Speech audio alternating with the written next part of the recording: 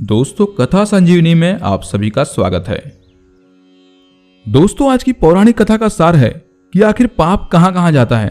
इसी संदर्भ में एक बार एक ऋषि ने सोचा कि लोग पाप धोने के लिए गंगा जाते हैं, ऐसे में सारे पाप गंगा में ही समा जाते हैं, इस तरह तो गंगा भी पापी हो जाएगी।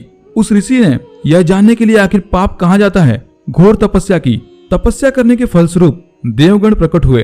तब ऋषि ने उनसे पूछा कि गंगा में जो पाप धोया जाता है वह कहां जाता है।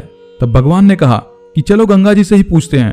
ऋषि और भगवान दोनों ही गंगा जी से पूछते हैं कि हे गंगा, सब लोग तुम्हारे यहाँ पाप धोते हैं, तो इसका मतलब क्या आप भी पापी हुई? तब गंगा ने कहा कि मैं कैसे पापी हो गई, मैं तो सभी पाप लेकर समुद्र को अर्पित कर देती हूँ।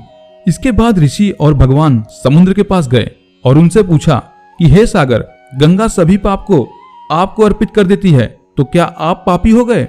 तब समुद्र ने कहा कि वो कैसे पापी हुआ, वो सभी पाप को भाप बनाकर बादल बना देता है। अब ऋषि और भगवान दोनों ही बादल के पास गए और उनसे पूछा कि हे बादल, समुद्र पापों को भाप बनाकर बादल बना देते हैं, तो क्या आप पापी हुए? बादलों ने कहा मैं कैसे पापी हुआ, मैं तो सभी पाप को वापस पानी बना देता हूँ और धरती पर गिरा देता हूँ। इससे ही अन्न उपजता है, इसे ही मानव खाता है। उस अन्न में जो अन्न जिस मानसिक स्थिति से उगाया जाता है और जिस वृत्ति से प्राप्त किया जाता है और जिस मानसिक अवस्था में खाया जाता है, उसी के आधार पर मानव की मानसिकता बनती है। दोस्तों, यही कारण है कि कहा जाता है कि जैसा खाए अन्न वैसा बनता मन।